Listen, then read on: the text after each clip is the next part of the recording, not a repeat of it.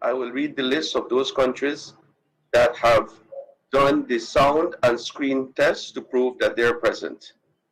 Argentina, Bahamas, Barbados, Belize, Bolivia, Brazil, Canada, Chile, Colombia, Costa Rica, Dominica, Ecuador, El Salvador, the United States, Grenada, Guatemala, Guyana, Haiti, Honduras, Mexico, Nicaragua, Panama, Paraguay, Dominican Republic, St. Lucia, Suriname, Uruguay, and Venezuela.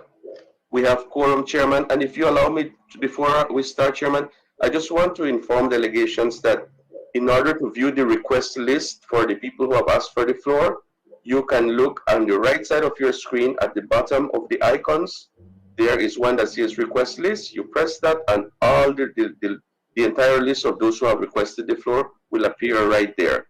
It makes the screen less crowded and it's available at the touch of a button. We have quorum, sir. Thank you very much. Thank you, Ambassador Mendes. J'aimerais tout d'abord présenter mes salutations au docteur Claude Joseph, ministre des Affaires étrangères et des Cultes de la République d'Haïti. Mes salutations au secrétaire général adjoint, aux représentants permanents et aux représentants suppléants et aux fonctionnaires des secrétariats de l'OEA. J'ai l'honneur de déclarer ouverte la présente séance extraordinaire virtuelle du Conseil permanent qui a été convoquée à la demande de la mission permanente d'Haïti pour accueillir Dr Claude Joseph, ministre des Affaires étrangères et des Cultes de la République d'Haïti. La présidente du Conseil profite de l'occasion pour présenter ses plus vifs remerciements à tous les États membres pour leur ouverture d'esprit.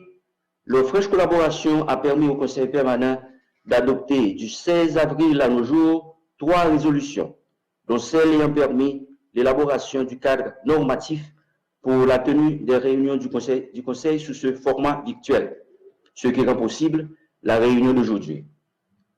Les remerciements de la présidence s'étendent également au secrétariat général et au secrétariat général adjoint pour leur appui sans faille dans la mise en place du cadre virtuel. Conformément à l'article 43 du règlement du Conseil permanent, nous allons procéder à l'approbation du projet d'ordre du jour de cette réunion. Document CP/OD 2284/20.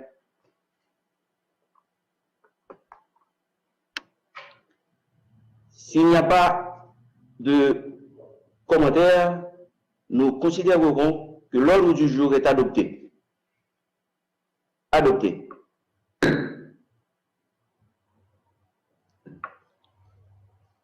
En poursuivant l'ordre du jour que nous venons d'adopter, j'ai l'honneur de souhaiter une chaleureuse bienvenue à cette séance extraordinaire du Conseil permanent de l'OEA au ministre des Affaires étrangères et des Cultes de la République d'Haïti, Dr Claude Joseph. Monsieur le ministre Joseph, c'est un grand honneur pour le Conseil permanent que de recevoir votre participation. Monsieur le chancelier, vous avez la parole.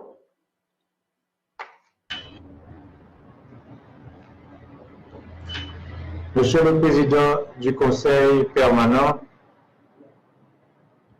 Monsieur le Secrétaire général,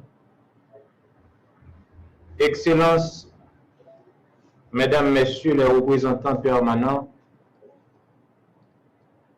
Excellences, Mesdames, Messieurs les représentants des pays observateurs, Mesdames, Messieurs les représentants suppléants, Mesdames, Messieurs, c'est avec un immense plaisir que, par le truchement des nouvelles technologies de la communication, je m'adresse au Conseil permanent de l'Organisation des États américains depuis Port-au-Prince, la capitale d'Haïti. Je voudrais tout d'abord commencer par féliciter une nouvelle fois le secrétaire général Luis Almagro pour sa réélection à la tête de l'organisation hémisphérique. Au nom du président de la République d'Haïti, son Excellence M. Jovenel Moïse, au nom du gouvernement et du peuple haïtien, je réitère l'attachement de la République d'Haïti aux valeurs et aux piliers de la démocratie, des droits de l'homme, de la sécurité multidimensionnelle et du développement durable qui charpentent l'Organisation des États américains. Je saisis cette opportunité pour saluer tous les États membres ainsi que tous les pays observateurs qui, au sein de l'OEA, s'évertuent à faire du dialogue multilatéral un rempart de la démocratie, un vecteur des droits de l'homme dans la région des Amériques. Monsieur le Président, depuis le 1er avril 2020, la République d'Haïti assure la présidence du Conseil permanent de l'OEA. Mais nous assurons cette présidence dans un contexte particulier marqué par la pandémie de COVID-19. Il s'agit d'une crise sanitaire mondiale sans précédent, tant par son ampleur que par l'impact qu'elle aura sur nos modes de vie. Aucun pays du monde n'est véritablement épargné et nous devons nous attendre à des répercussions énormes sur les plans économiques, social et humain.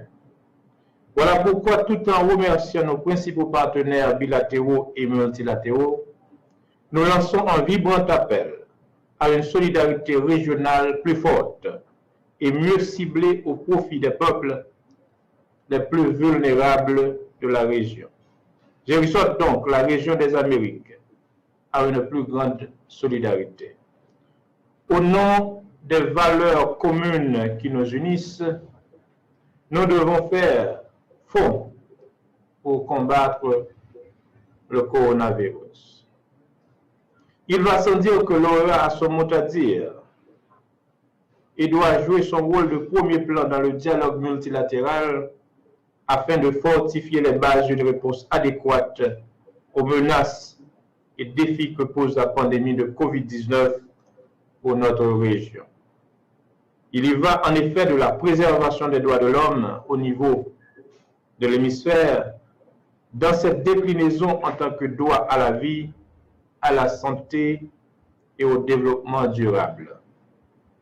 C'est dans cet esprit de plaidoyer en faveur des plus vulnérables de notre région, dont fait partie mon pays Haïti, que je m'adresse à vous ce matin. L'heure est au rassemblement de toutes les synergies de coopération en vue de protéger nos populations. Pour cela, nous devons regarder avec lucidité la crise à laquelle nous faisons face. Nous ne devons jamais perdre de vue que la région des Amériques sera parmi les régions les plus touchées par la pandémie. Nous avons donc une lourde responsabilité face à cette crise sanitaire mondiale. Monsieur le Président, au regard de cette responsabilité commune que je viens d'évoquer, le président de la République d'Haïti et le gouvernement haïtien se félicitent de prendre les mesures que nous croyons nécessaires en vue de faire face au COVID-19. En termes de mesures importantes, nous avons déclaré très tôt l'état d'urgence sanitaire dans le pays et avons pris toutes les décisions visant à faire appliquer un ensemble de recommandations sur le territoire national. Ces mesures consistent notamment à respecter la distanciation sociale, à se laver les mains régulièrement et à porter des masques de protection. Elles comprennent également depuis bientôt 3 mois la restriction des mouvements, la fermeture des frontières, la fermeture des écoles, des crèches et universités, la promotion des mesures barrières, des tests pour cas symptomatiques, la prise en charge des maladies, des malades, la collaboration avec l'OPS, l'OMS, mais aussi des mesures sociales pour aider la population à faire face aux conséquences désastreuses de la pandémie. En ma qualité également de ministre des cultes, j'ai mis en place une vaste campagne de sensibilisation avec tous les leaders religieux de toutes les confessions du pays.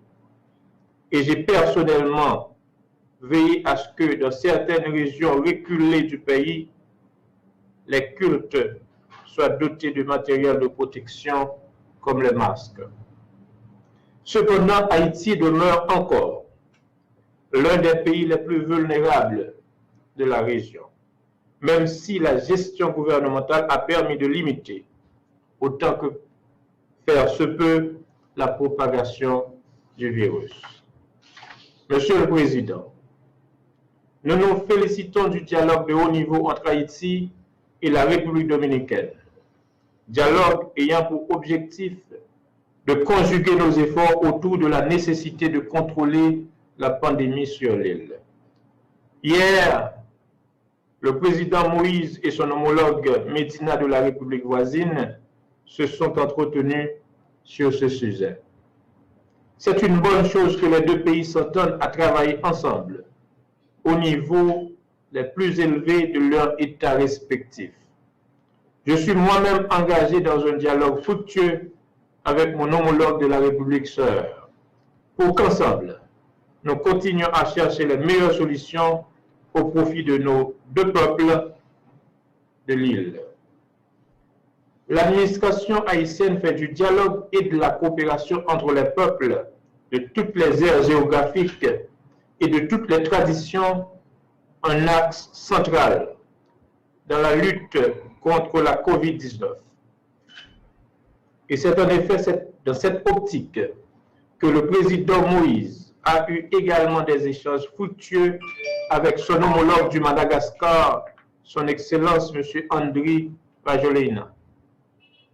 Ce peuple frère du continent africain fait de la promotion de nouveaux types de coopération entre les peuples capables de prendre en compte la vertu des plantes médicinales traditionnelles. Nous voulons saluer de manière dont ce peuple frère d'Afrique fait preuve de solidarité en cherchant à mettre un produit traditionnel de son terroir au service d'une cause qui dépasse ses frontières internes. C'est là un bel exemple de coopération entre les peuples qu'il nous faut promouvoir. Elle met également en valeur les qualités de nos plantes médicinales traditionnelles en vue de soigner nos populations.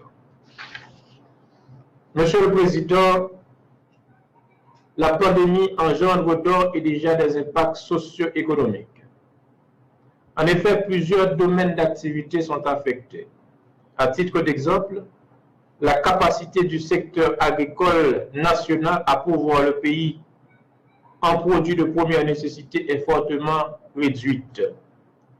Pour faire face à la diminution de la disponibilité de plusieurs produits, le gouvernement distribue des rations sèches aux familles en situation précaire. De même, les activités industrielles ont considérablement diminué, ce qui entraîne une augmentation du taux de chômage. Le gouvernement haïtien a envisagé de mettre fin au confinement partiel pour ce secteur en accordant un accompagnement socio-financier tant aux employés qu'aux propriétaires d'entreprises. Le gouvernement prévoit aussi un accompagnement salarial aux professionnels de l'éducation et encourage les établissements scolaires et universitaires concernés à utiliser une plateforme de cours en ligne en plus des émissions télévisées et radiodiffusées prévues à cet effet. Sur le plan régional, je demeure convaincu que la vigilance et la solidarité sont les seules armes efficaces pour lutter contre cette pandémie.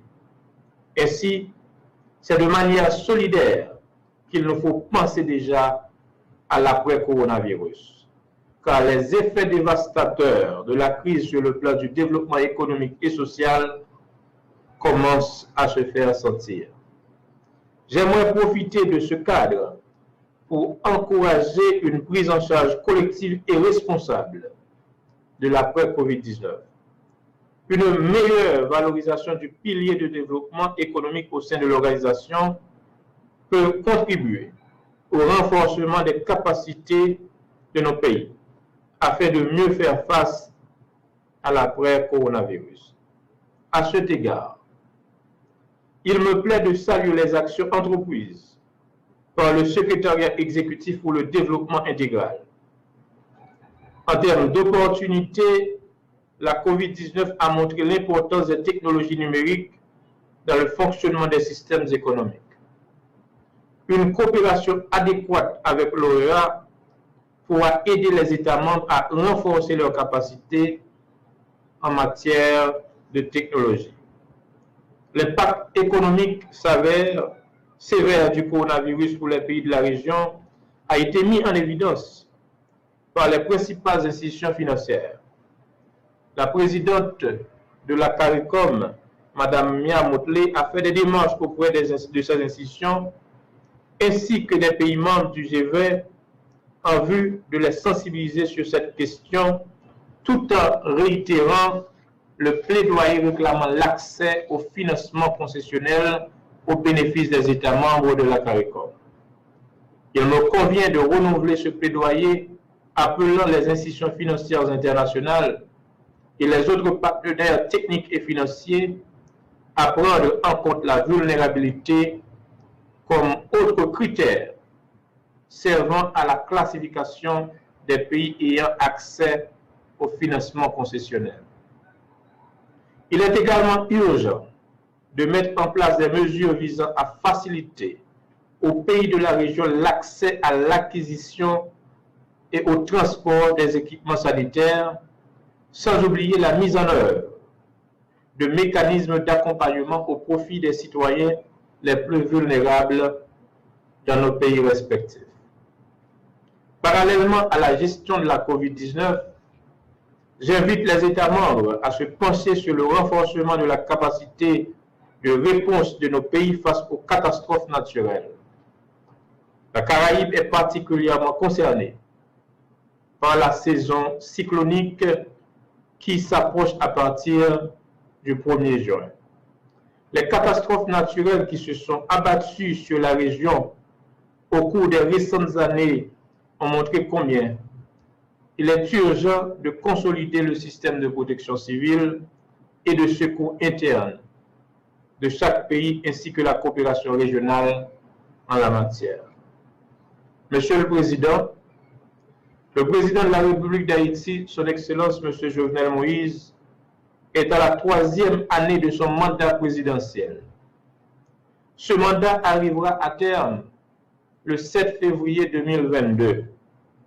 Cependant, au niveau du Parlement et des collectivités territoriales, un certain nombre d'autres mandats sont déjà arrivés à échéance. Le président Jovenel Moïse, réitère sa détermination personnelle et l'engagement de son administration à prendre toutes les dispositions nécessaires en vue d'organiser des élections libres, démocratiques, crédibles et inclusives pour le renouvellement du personnel politique, notamment au Parlement et dans les collectivités territoriales.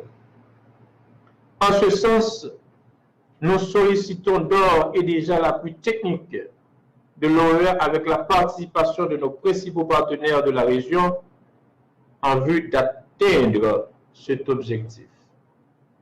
Ces questions doivent être évidemment abordées de manière responsable en tenant compte de l'évolution et de l'impact de la pandémie de COVID-19 sur la population. Monsieur le Président, je m'en voudrais de ne pas profiter de cette opportunité pour adresser un mot de sympathie à tous mes compatriotes à l'étranger, ces Haïtiens de la diaspora qui se trouvent un peu partout dans le monde et qui sont d'une façon ou d'une autre frappés par le coronavirus.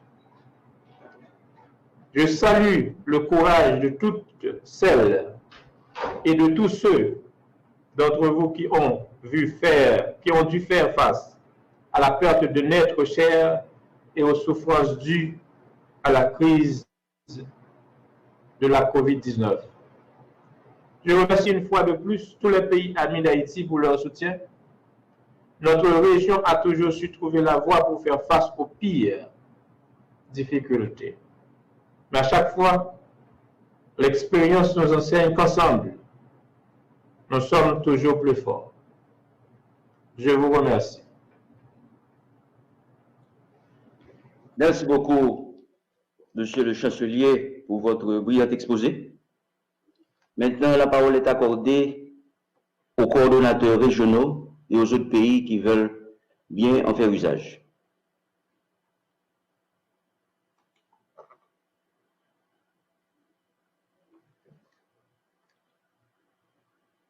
J'accorde la parole au représentant permanent du Canada, l'ambassadeur Hugues Hatsett. Monsieur l'ambassadeur, vous avez la parole.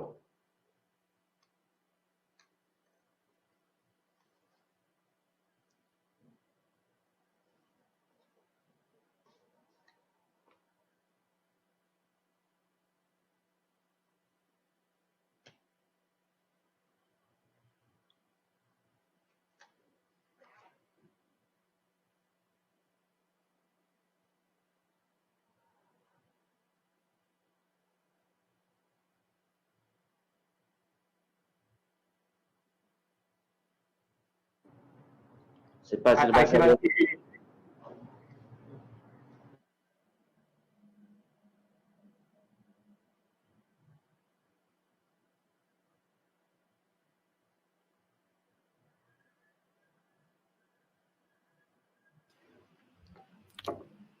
C'est pas l'ambassadeur Hatsett est en ligne. Canceló ahí pidió nuevamente la palabra.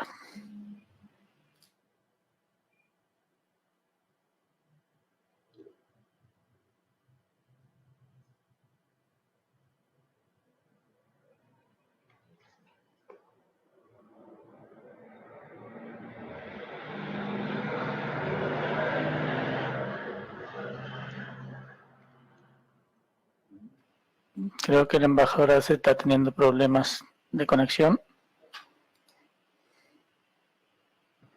En attendant We'll have a technician call him right away, Chairman. Okay. En attendant le retour de notre collègue Hatsett du Canada, nous accordons la parole au représentant permanent des Bahamas, ambassadeur Sidney Coley. Ambassadeur, vous avez la parole.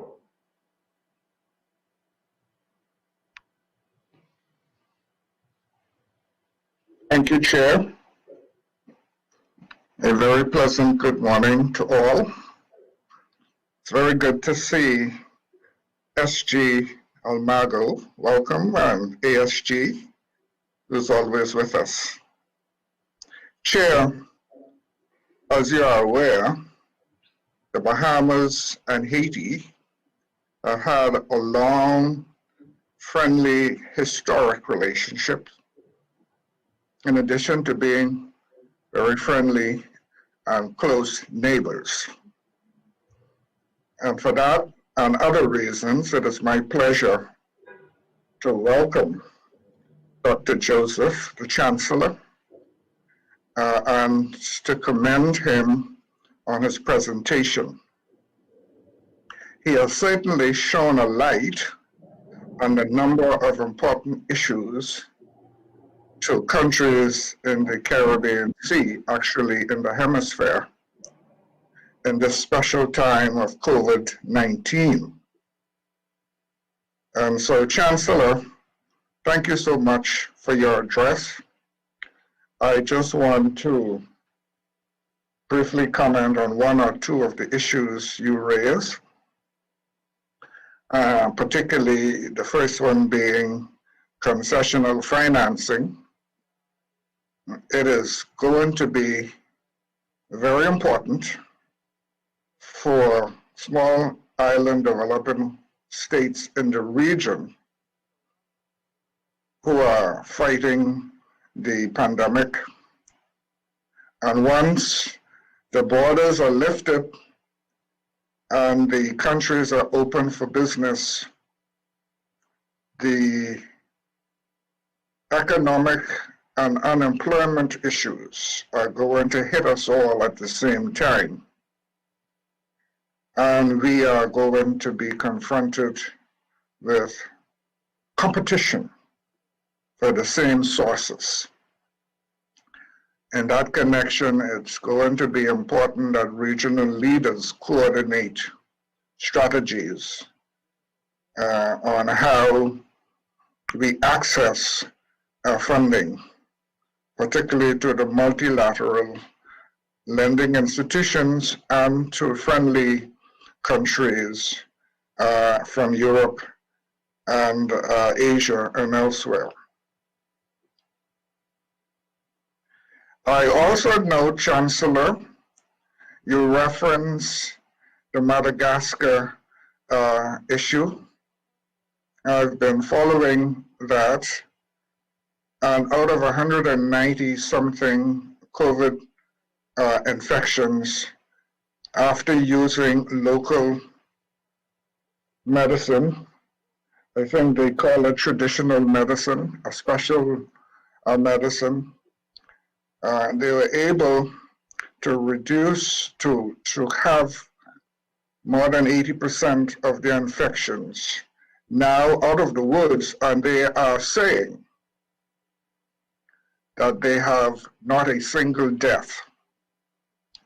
I think there's something to be said, not only about traditional medicine, but also about the research and development of traditional medicine in Madagascar, many African and Caribbean countries.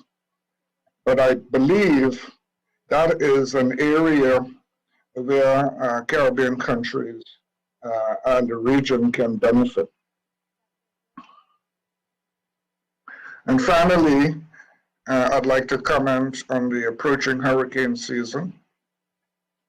As colleagues would be aware, it was just last year that the Bahamas was ravaged by Hurricane Dorian. And from a report in the newspaper from my capital this morning, we still have over 100 victims of Dorian in shelters, and much more are living with relatives and friends unsettled. So for the region, in the face of working ourselves out of the devastation of recent hurricanes like Dominica, like Antigua and Barbuda, and others, we are now poised on June 1, for the approach of this, some say, very busy hurricane season. So again, the collaboration between states, not only for the fight against the pandemic, but also in preparation for the approaching hurricane season, cannot be overemphasized. And it is to your credit, Chancellor, that you come here this morning to shine a light on some of those issues and more. And we want to thank you for that and wish you and the good people of Haiti well. Thank you, Chair. Merci à l'ambassadeur Colli pour son intervention. Maintenant, j'accorde la parole au représentant suppléant des États-Unis d'Amérique, Monsieur Alexis Ludwig. Monsieur le représentant suppléant des États-Unis, vous avez la parole.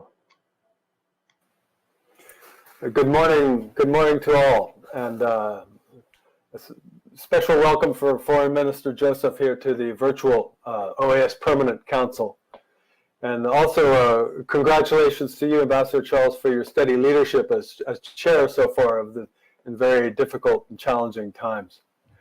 The United States is an enduring partner for Haiti, and we're committed to working with Haiti to build a safe, healthy, and prosperous and more promising future. As such, we've always maintained a strong national interest in Haiti's development, as we have vigorously supported a Haitian-led process to help the country recover and build a more promising future.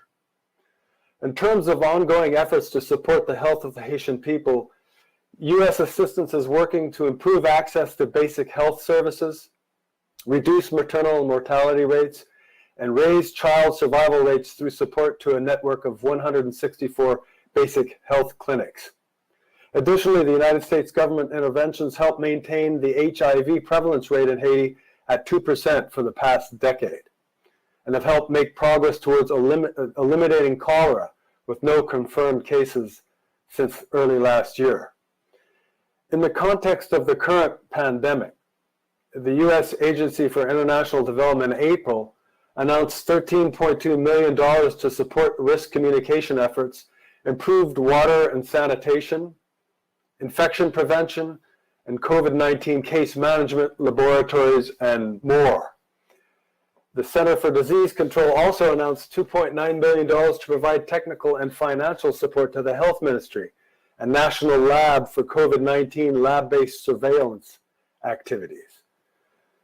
CDC is also providing assistance in emergency preparedness, training personnel for case investigation and contact tracing, and is supporting the general surveillance systems and labs.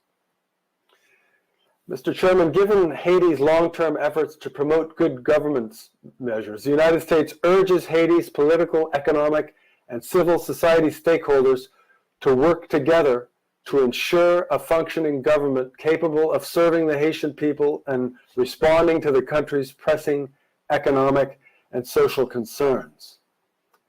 In particular, holding overdue legislative elections as soon as technically feasible remains a key step in this path forward. The United States has called for elections as soon as possible this calendar year and looks forward to considering how the OAS can help to support such efforts. Mr. Chairman, a pillar of democratic society is the formation of a government elected by the people in accordance with established law. Change must come through the ballot box and pursuant to constitutional means. In this spirit, and as reflected in our Inter-American Democratic Charter, the United States strongly encourages the government of Haiti to advance on the holding of elections and related electoral planning. I would also like to commend the work of the Haitian National Police, a professional cadre of 15,000 officers that demonstrates elevated levels of professionalism, gender sensitivity, and public service despite limited resources. We are proud partners of the Haitian National Police and have supported the institution through financial contributions and technical expertise, including through the OAS and other donors such as Taiwan. This is why, Mr. Chairman, we continue to believe that progress can be made through the passage of a national budget on holding elections, establishing a permanent electoral council, and completing the renewal of national identification cards. Looking forward, the United States remains committed to working with all countries throughout the Americas, and particularly here at the OAS, to support a coordinated international approach to helping the Venezuelan people find a peaceful, democratic, and comprehensive solution to its current crisis. We greatly appreciate Haiti's consistent effort to advance a common approach here in the OAS on Venezuela. Haiti's regional role as co-vice president of the Rio Treaty's organ of consultation, combined with its strong voice among CARICOM partners, is reflective of our shared interest in addressing the plight of the Venezuelan people. Mr. Chairman, we also support dialogue between the governments of Haiti and the Dominican Republic to improve management of your common border and to resolve migration issues peacefully and respect for human rights. And we appreciated the Foreign Minister's comments to that respect in his presentation. In closing, the OAS has long played a positive role in Haiti, supporting complementary efforts by the United Nations that have strengthened democratic institutions and advanced economic development and security. The United States will remain a partner as well as we look forward to continue our communication and cooperation with Haiti, bilaterally and in multilateral fora like the OAS and the United Nations. Thank you once again, Mr. Chairman and Foreign Minister. Nos remerciements aux représentants suppléants des États-Unis. Maintenant, nous sommes heureux de constater le retour de notre collègue du Canada. Monsieur le représentant du Canada, ambassadeur Hugues Adsett, vous avez la parole.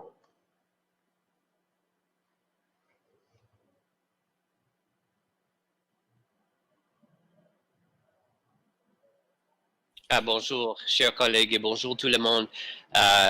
Bonjour, surtout ministre, le docteur Claude Joseph, au secrétaire général adjointe, chers collègues aussi. Merci, ministre Joseph, pour votre présentation qui illustre de façon élégante les défis particuliers auxquels fait face Haïti et comment les pays entendent y répondre. Je remercie également nos collègues des États membres pour leurs observations et commentaires aujourd'hui. Aussi, je devrais remercier Haïti pour le travail énergique de l'ambassadeur Char à titre de président actuel du Conseil permanent de l'OEA et pour la collaboration toujours constructive entre nos deux pays, ici à l'OEA et au sein du groupe de Lima. Le Canada considère qu'il s'agit d'une période critique pour le renouvellement de notre engagement collectif envers le multilatéralisme. Nous apprécions grandement l'engagement indéfectible de Haïti à cet égard. La relation bilatérale entre le Canada et Haïti est ancrée dans l'histoire et la coopération. C'est pourquoi le Canada est particulièrement préoccupé par la manière dont la pandémie touche Haïti, y compris parce qu'elle amplifie des problèmes déjà complexes et profonds auxquels le pays fait face, tels que l'insécurité alimentaire, la fragilité économique et une situation politique qui comporte des défis pour sa démocratie. The COVID pandemic is but the latest of many great challenges to face Haiti in recent years. Canada is proud to be working closely with Haiti to support it in its fight against this virus and in helping to contribute to the Haitian people's search for a more stable, democratic, and prosperous future. As you know, our Prime Minister wrote to the heads of the International Monetary Fund and to the World Bank in early March to ask them to strengthen their support to the Caribbean.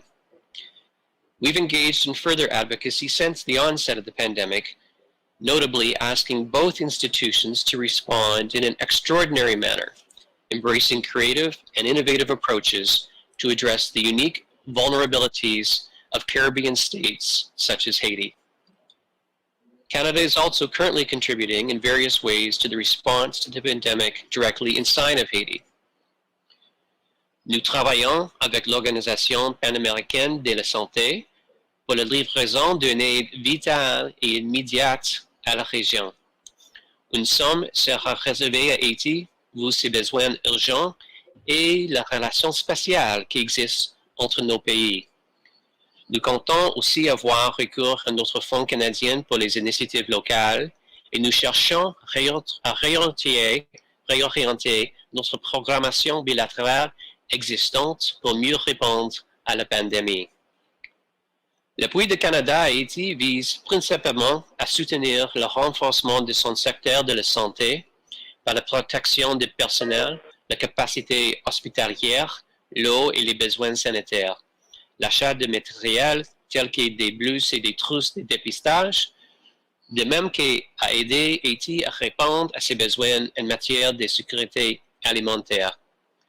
Par ailleurs, l'assistance humanitaire canadienne vise à venir en aide aux populations les plus vulnérables du pays. Nous savons que les besoins de Haïti sont énormes. Les contributions canadiennes ne pourront pas les résoudre tous. Nous espérons néanmoins que cette aidera Haïti dans sa gestion de la crise et dans ses efforts d'atténuation de ses impacts sur les Haïtiens eux-mêmes. Le Canada s'engage à poursuivre cette riche collaboration avec Haïti et à demeurer solidaire de nos amis haïtiens durant ces moments difficiles. Merci beaucoup, Monsieur le Président. Merci beaucoup à notre collègue du Canada pour ses commentaires. Maintenant, j'accorde la parole à l'ambassadeur Luis Cordero, qui est le représentant des groupes des pays de SICA. Monsieur l'ambassadeur, vous avez la parole. Buenos días, señor presidente, secretario general adjunto, colegas. En representación del grupo de países del sistema de la integración centroamericana, me permito darle la bienvenida al ministro de Relaciones Exteriores de Haití, excelentísimo doctor Claude Joseph, agradeciendo su valiosa presentación y a la vez felicitar por medio de su persona al pueblo y gobierno de la hermana República de Haití, con motivo de la reciente fecha conmemorativa del Día de la Bandera, celebrado el día 18 de mayo, siendo en el año de 1803 la ocasión en que se puso en valor la gesta libertaria de los esclavos.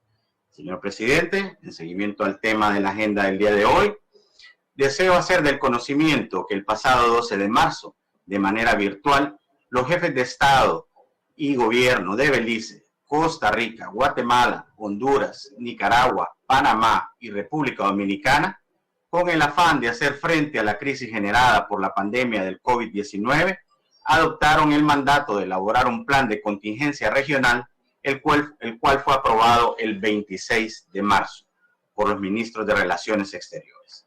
El objetivo del mismo es complementar los esfuerzos nacionales y contribuir a mitigar los impactos socioeconómicos de la pandemia y empezar a definir las acciones que permitan la pronta recuperación económica y social de los países de la región. Este plan de contingencia se estructura en 5 ejes, de los cuales 3 son centrales y 2 transversales. El primero es la salud y gestión de riesgos, comercio y finanzas, seguridad, justicia y migración, comunicación estratégica y gestión de cooperación internacional, identificando el conjunto de acciones a realizar en cada uno de ellos, las cuales se agrupan por componentes. Este plan tiene un carácter dinámico y podrá ser modificado conforme a la evolución de la situación actual de la pandemia. Entre los avances más recientes informamos de la aprobación del Protocolo Operativo Migratorio Regional para el tránsito de transporte de carga. Los estados de la región han continuado con los importantes esfuerzos por retomar a los connacionales varados en otros países debido a la emergencia. En cuanto al sector privado y los 8.3 millones de empleos impactados, se ha dispuesto 2 importantes herramientas para la planificación de negocios resilientes y la autoevaluación del perfil de riesgo de las empresas, así como los pasos para realizar un plan de continuidad de operaciones de las MIPYMES. En lo referente a la seguridad alimentaria, las autoridades de seguridad alimentaria y nutricional se encuentran acordando acciones conjuntas para minimizar la crisis alimentaria post-COVID-19. Se aprobó el Plan Sectorial de la Energía de los países miembros del SICA para enfrentar la crisis del COVID-19, el cual establece medidas necesarias para garantizar la continuidad de los servicios de energía y tomar acciones para evitar que la crisis ponga en riesgo la sostenibilidad del sector. Se propuso la creación de un plan para la reactivación del sector transporte aéreo, el cual se centra en las condiciones particulares de los estados, la gradualidad, el orden, la armonización y la seguridad operacional y sanitaria. Comisca continúa con el fortalecimiento de las capacidades técnicas para dar un apoyo eficiente a los ministerios de salud de los países miembros y con la colaboración de los Centros de Control y Prevención de los Estados Unidos de América para Centroamérica, se han redireccionado fondos del Acuerdo Cooperativo con Salud Global, entre otras acciones de mucha relevancia. Nuestro objetivo desde la presidencia es promover el diálogo y la reflexión sobre experiencias y buenas prácticas implementadas por los gobiernos y así generar conocimiento y replicar iniciativas que se traduzcan en soluciones a los retos que viven nuestros países ante la emergencia del COVID-19. Señor Canciller, tomamos nota de su presentación y deseamos expresarle nuestra solidaridad y a la vez desearle los mejores éxitos en sus tareas de prevención y combate ante la crisis de la pandemia del COVID-19, así como ante la inminente llegada de la temporada de huracanes. Muchas gracias. Buen día. Merci, ambassadeur Luis Cordero, pour ces informations. Maintenant, nous accordons la parole au représentant permanent du Brésil, l'ambassadeur Fernando Simas. Monsieur l'ambassadeur, il est aussi représentant du groupe Aladi. Monsieur l'ambassadeur, vous avez la parole. Muito obrigado, presidente, senhor secretário-geral. Eu faço essa intervenção a título nacional em nome do governo brasileiro. Eu gostaria inicialmente de agradecer imensamente ao chanceler Claude Joseph por apresentar ao Conselho Permanente os desafios apresentados e ações realizadas pelo governo do Haiti no contexto da pandemia do novo coronavírus. Enviamos também os cumprimentos mais cordiais ao presidente Jovenel Moïse. O Haiti tem uma longa tradição de compromisso com o sistema interamericano. Foi um dos 21 países que se reuniram em Bogotá, em 1948, para a assinatura da Carta Fundacional da Organização dos Estados Americanos, apenas para recordar hoje um fato histórico da maior importância. O Haiti é também um dos países do hemisfério mais atingido por desastres naturais de proporções gigantescas, os quais, como sabemos, têm tido consequências devastadoras para seu povo. Não obstante os ingentes esforços institucionais, nacionais e a ajuda humanitária de caráter bilateral, regional e multilateral recebida. Recordo aqui, em particular, o trágico terremoto que atingiu o Haiti em 2010, um assunto que foi debatido na sessão deste Conselho em 6 de fevereiro último, um acidente que recebeu uma enorme cooperação internacional.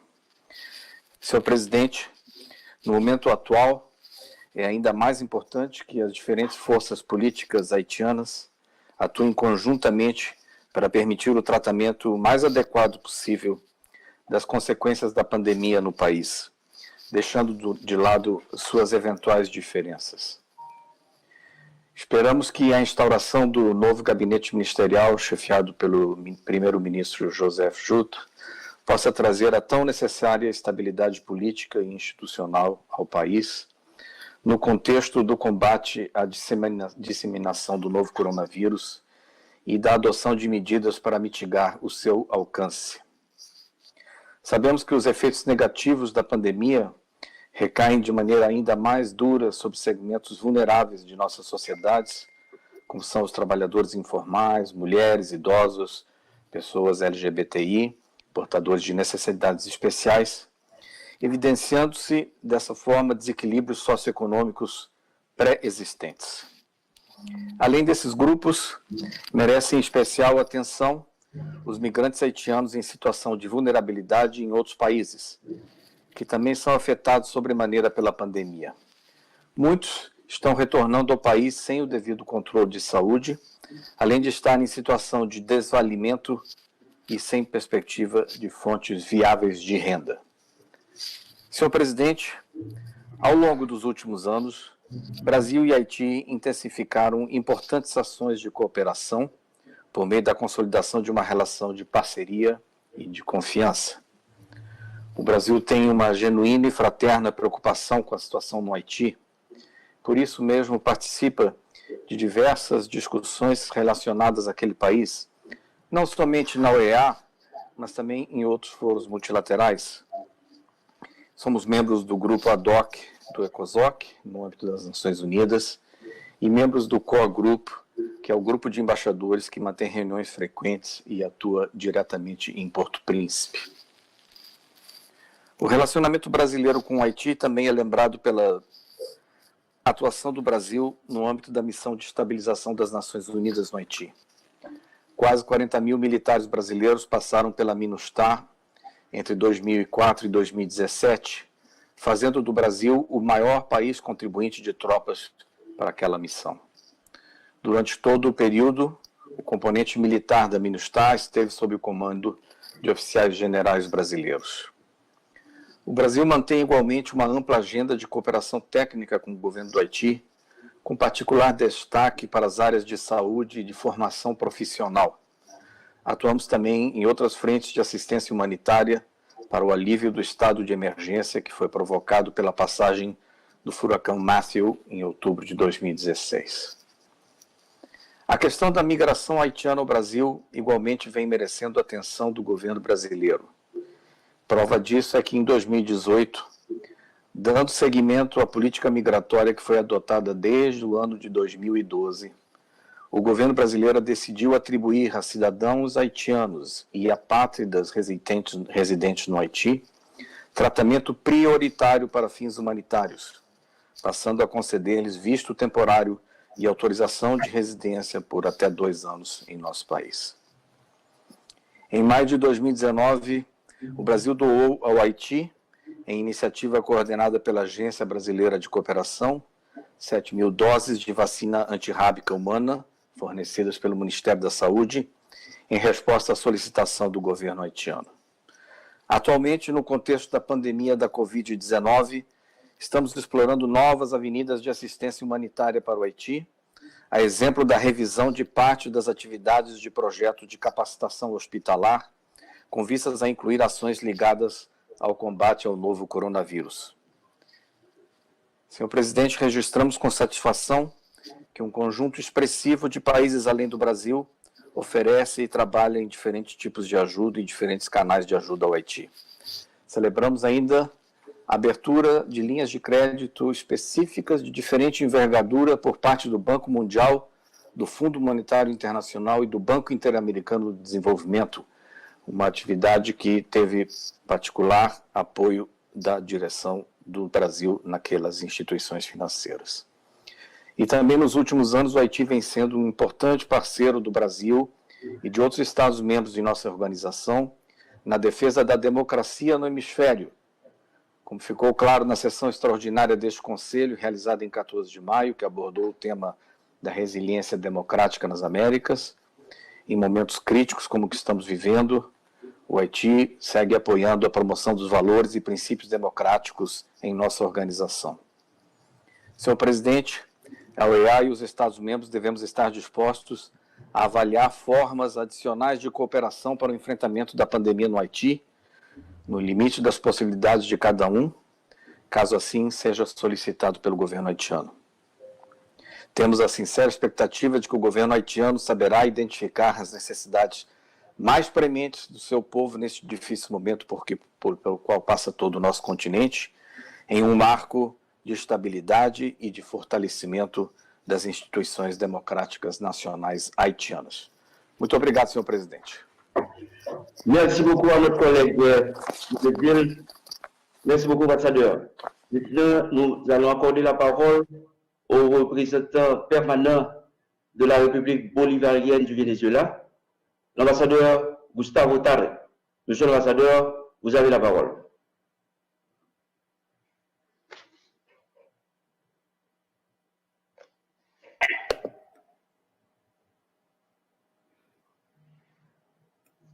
Allô?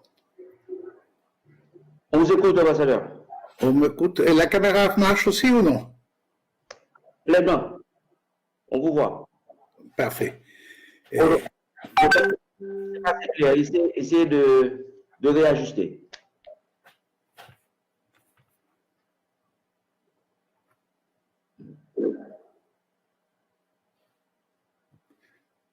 Ça va? On vous écoute, mais on ne vous voit pas encore.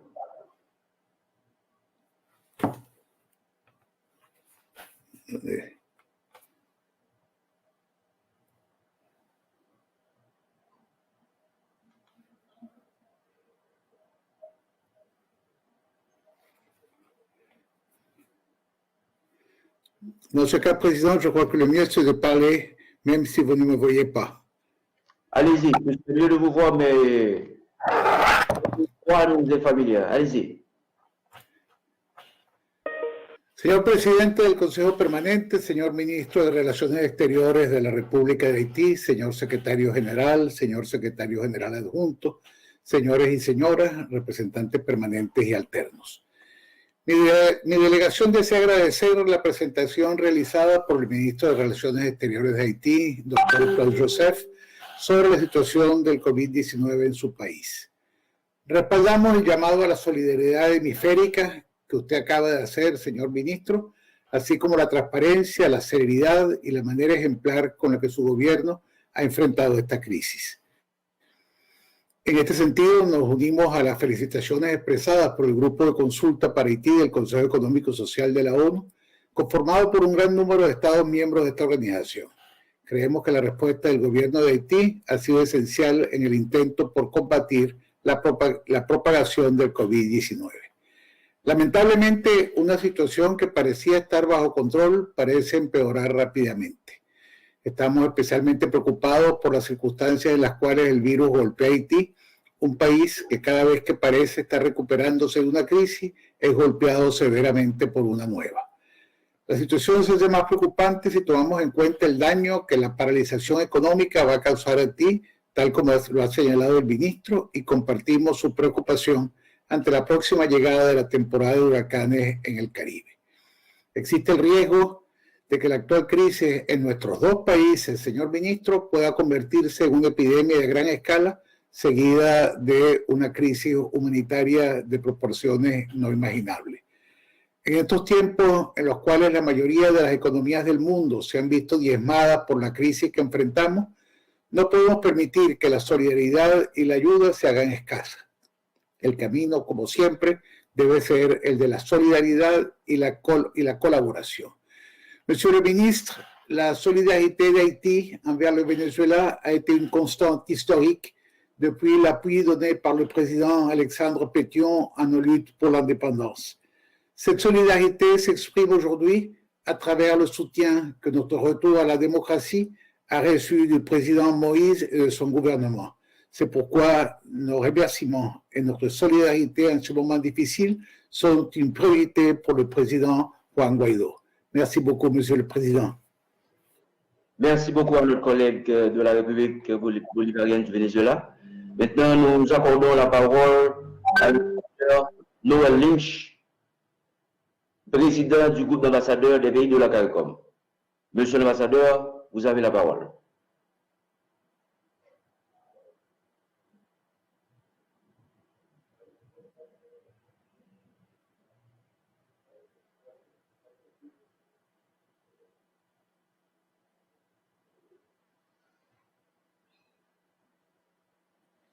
Good morning, Mr. Chairman. Can you hear me?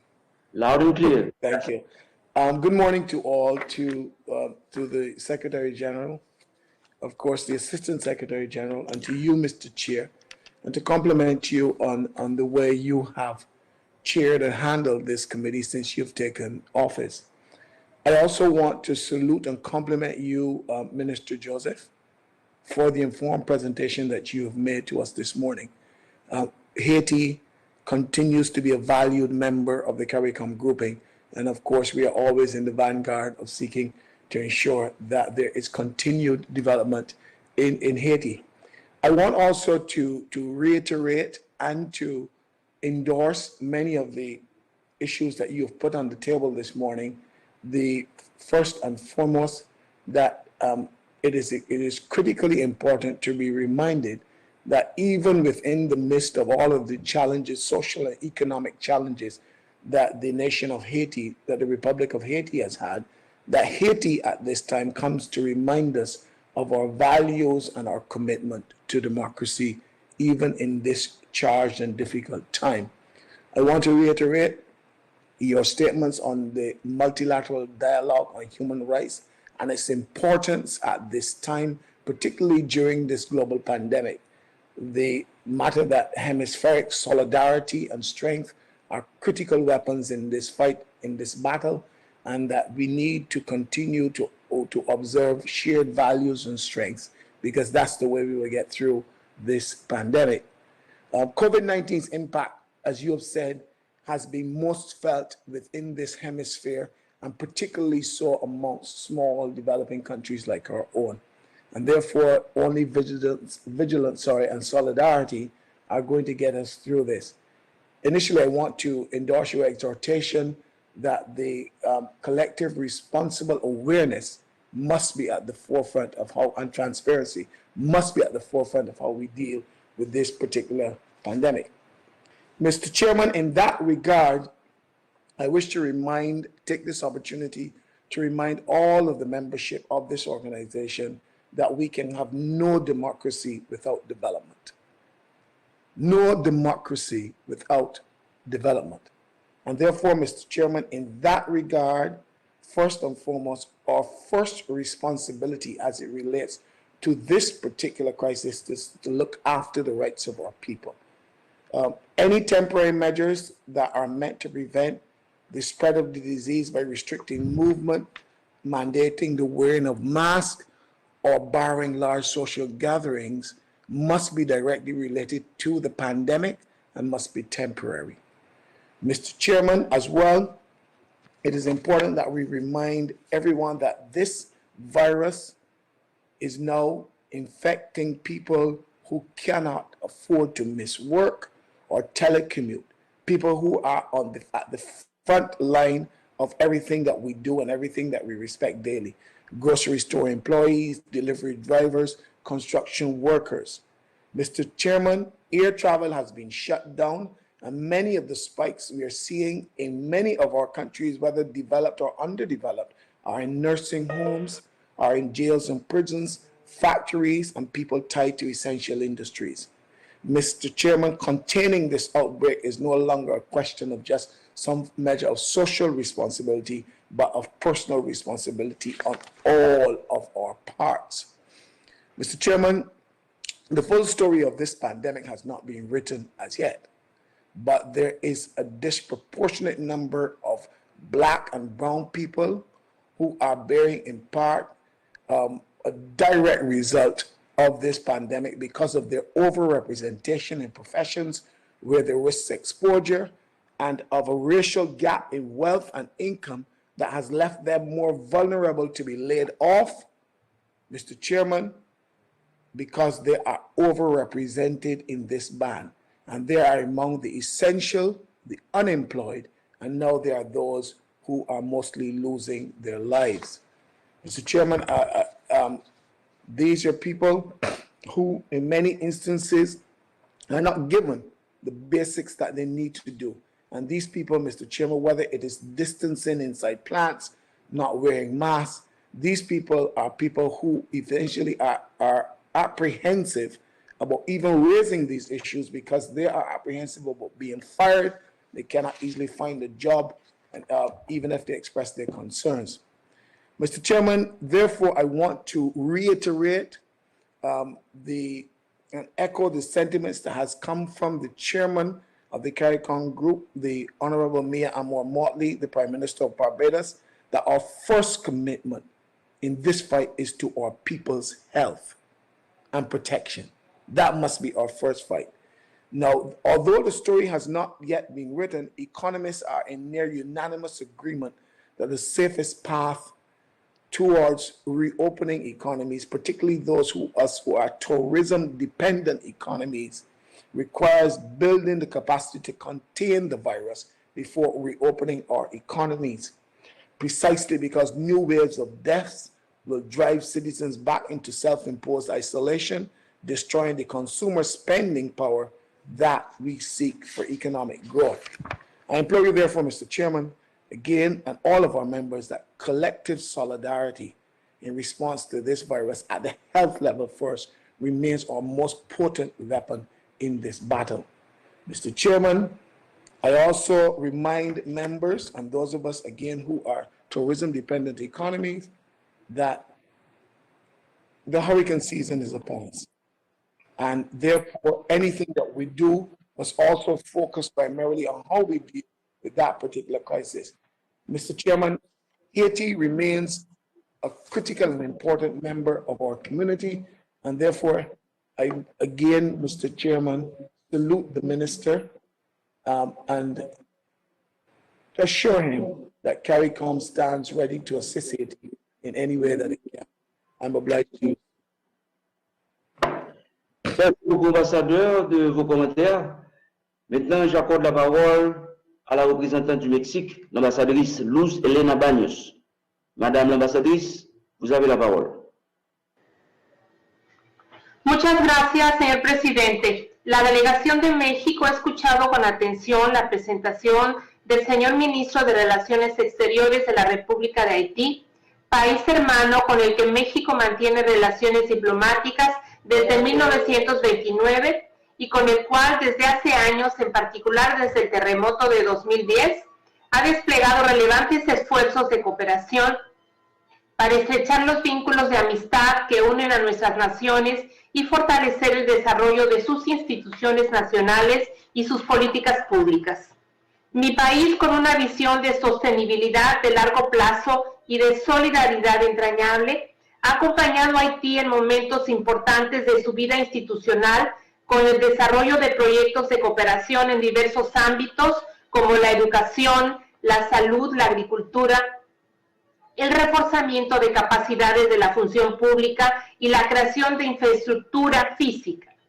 Destaca especialmente el campo de las becas para formación académica e investigación científica de larga data, que han tenido numerosos estudiantes haitianos en México a nivel licenciatura, pero también posgrado en diversas áreas del conocimiento, destacando la formación de alto nivel en el campo de la agricultura y en importantes especialidades y subespecialidades médicas que son estratégicas para la nutrición y la salud del pueblo haitiano. México mantiene una fraterna relación con Haití, señor ministro, y sigue de cerca la situación que vive como consecuencia de la pandemia de COVID-19, deseando que al igual que en el resto del continente, sus estragos puedan ser superados, entre otras cosas, con el fortalecimiento de nuestra cooperación internacional y de nuestra solidaridad fraterna. Muchas gracias, señor presidente. Merci beaucoup, Madame l'ambassadrice, pour cette intervention. Nous allons accorder maintenant la parole au secrétaire général de l'OEA, s'il veut bien en faire usage. Monsieur le secrétaire général. Merci, Monsieur le Président. Un saludo al señor Ministro de Relaciones Exteriores de Haití, nuestro reconocimiento por su nombramiento y esta oportunidad que es la primera en la que él se dirige al hemisferio desde su nuevo despacho. Haití es el primer país independiente de América Latina y el Caribe, es miembro fundador de la organización y bajo su presidencia la OEA ha efectuado un cambio organizacional profundo con sus órganos sesionando a distancia. Hoy por primera vez realizamos esta reunión protocolar virtual para recibir al señor canciller Claude Joseph. Es también la primera vez que lo escuchamos en los principales temas de interés de Haití, las necesidades de Haití, los problemas que debe enfrentar y su posición respecto en la lucha contra la pandemia del COVID-19. A título de la Secretaría General de la OEA, quiero agradecer al señor canciller Claude Joseph, a su gobierno por su calurosa hospitalidad durante mi visita de Estado efectuada en enero de este año. Transmita mis saludos y mi solidaridad más profunda al presidente Jovenel Moïse y al pueblo haitiano en estos momentos. El coronavirus ha dejado una huella indeleble en las Américas, sus estragos han sido profundos y hoy, lejos de haber superado el brote del COVID-19, muchos países de la región se encuentran enfrentando una curva ascendente y un vértice de casos de contagio. Haití es uno de los casos. En menos de una semana los casos de contagio se han duplicado y la OPS advierte sobre la situación generada por la pandemia del coronavirus en Haití. Contrariamente a otros países, es muy difícil, casi imposible, implementar el distanciamiento social en Haití, en gran parte debido a la situación socioeconómica y a la densidad de la población. Obviamente que los esfuerzos que se realizan han sido muy fuertes y nuestro reconocimiento al respecto. La Oficina del Representante Especial en Haití se ha movilizado rápidamente, proveer apoyo rápido y multidimensional, en distribuir fondos de proyectos en curso para dar y para proveer una respuesta institucional al COVID-19. El desarrollo comunitario en 4 de las más grandes comunas del país ha podido beneficiar a más de 3.500 personas con un empleo creado directamente en la lucha contra el COVID-19, en saneamiento de mercados, avenidas, baños públicos y en campañas de información pública con personalidades de renombre a través de radios comunitarias y medios sociales. La utilización de nuevas tecnologías a través de una interesante colaboración con MIT, Harvard y Mayo Clinic en la elaboración de una aplicación para mayor trazabilidad de las infecciones ha sido innovador en su conceptualización.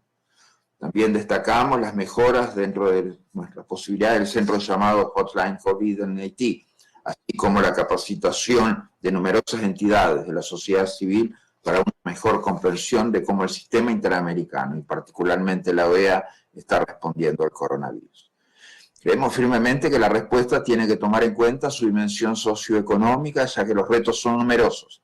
El de la inclusión social de los sectores más vulnerables no puede ser olvidado.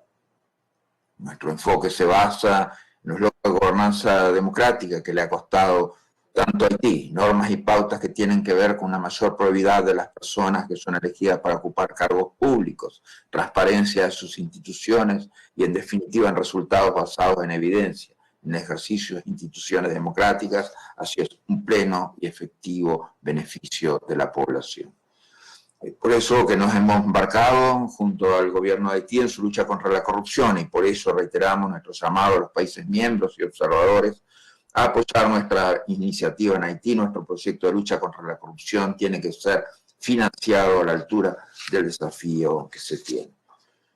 La democracia rara vez es un proceso rectilíneo y Haití ha tenido muchos reveses, camino al cual hemos apoyado su inicio en 1987, el cual continuaremos acompañando, marchando al lado de Haití en esta senda democrática. Las elecciones marcan el calendario democrático de los países del hemisferio, visto la importancia de la renovación de sus instituciones de forma periódica, afianza los logros del pasado. Estamos ahí apoyando a Haití. Continuaremos apoyando el registro de los ciudadanos para preparar mejores condiciones posibles este proceso que se anuncia inevitable. Hacemos un llamado a la comunidad internacional aquí presente para apoyar nuestro proyecto de identidad nacional de Haití, no solamente para que la población en su pleno goce del derecho a la identidad, siendo uno de los pilares de los derechos humanos, sino también para que cada ciudadano participe de su desarrollo integral, tenga voz para su futuro, haciendo realidad el axioma de más derechos para más gente. Esta pandemia ha sido indudablemente sin precedentes en un número inverosímil de ámbitos, pero también donde existen desafíos, existen el compromiso de luchar por lograr mejores soluciones y lograr mejores condiciones para la gente. Cuenta el señor canciller con la OEA para seguir avanzando en el fortalecimiento del desarrollo de Haití y en la democracia haitiana. Gracias, señor presidente. Merci beaucoup, Monsieur le Secrétaire Général, pour cette excellente présentation. Cette présidence vous remercie pour la collaboration sans faille dont vous avez toujours fait preuve à l'égard de cette présidence. Maintenant, j'accorde la parole à nouveau au chancelier Dr. Claude Joseph pour un commentaire final. Monsieur le chancelier. Monsieur le Président, Monsieur le Secrétaire général, Monsieur le Secrétaire général adjoint, Excellences, Mesdames, Messieurs les représentants permanents, Excellences, Mesdames, Messieurs les représentants des pays observateurs, Mesdames, Messieurs les représentants suppléants, Mesdames, Messieurs, merci à vous tous, merci à vous toutes pour les remarques, les suggestions et les mots d'encouragement à l'égard d'Haïti. À l'égard du gouvernement et le peuple haïtien dans la lutte pour contrer la pandémie de COVID-19. Merci pour la marque de solidarité que vous avez exprimée à l'égard de mon pays et du gouvernement haïtien. Comme j'avais mentionné, la réalisation des élections libres, crédibles et démocratiques constitue une priorité pour le président, son Excellence, M. Jovenel Moïse. Donc, le gouvernement travaille sans relâche pour que le 7 février 2022, le président soit remplacé régulièrement comme le veut la Constitution de 1997. Merci à vous tous. Merci, Monsieur le Président. Merci au chancelier de la République d'Haïti. L'ordre du jour étant épuisé, la séance est levée. Nous vous remercions de votre participation.